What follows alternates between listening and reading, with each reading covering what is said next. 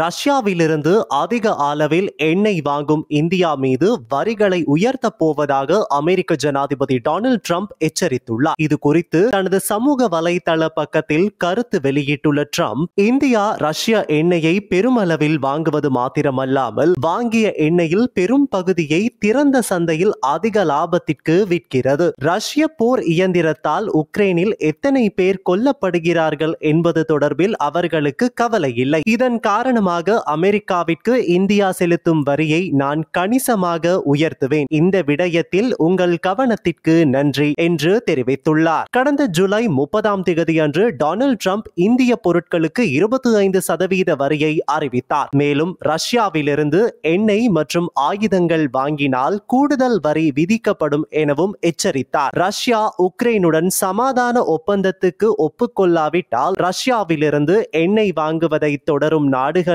100% வரை கூடுதல் வரிகளை விதிப்பது குறித்து பரிசீலிப்பதாகவும் ட்ரம்ப் கூறியிருந்தார். கடந்த சில ஆண்டுகளில் இந்தியாவின் ரஷ்ய எண்ணெய் இறக்குமதி வேகமாக வளர்ந்துள்ளது. 2021 உக்ரைன் போருக்கு முன்பு ரஷ்யாவிடமிருந்து 3% மாத்திரமே எண்ணெய் வாங்கிய இந்தியா தற்போது 35% முதல் 40% வரை எண்ணெய் வாங்கி வருகிறது. முன்னதாக அமெரிக்க ஜனாதிபதி டொனால்ட் ட்ரம்பின் முதன்மை ஆலோசகர்களில் ஒருவரான ஸ்டீஃபன் மில்லர், இந்தியா ரஷ்யாவிடம் எண்ணெய் வாங்குவதை நிறுத்த வேண்டும் என்று ட்ரம்ப் விரும்புகிறார். ரஷ்யாவிலிருந்து எண்ணெய் வாங்குவதன் மூலம் உக்ரைனுடனான போருக்கு இந்தியா தொடர்ந்து நிதியுதவி செய்வது ஏற்றுக்கொள்ளத்தக்கது அல்ல என்று ட்ரம்ப் மிக தெளிவாக கூறுகிறார். ரஷ்யாவிடம் எண்ணெய் வாங்குவதில் இந்தியா அடிப்படையில் சீனாவுடன் நெருக்கம் காட்டுகிறது என்பதை அறிந்து மக்கள் அதிர்ச்சி அடைவார்கள் என்று கூறியிருந்தார்.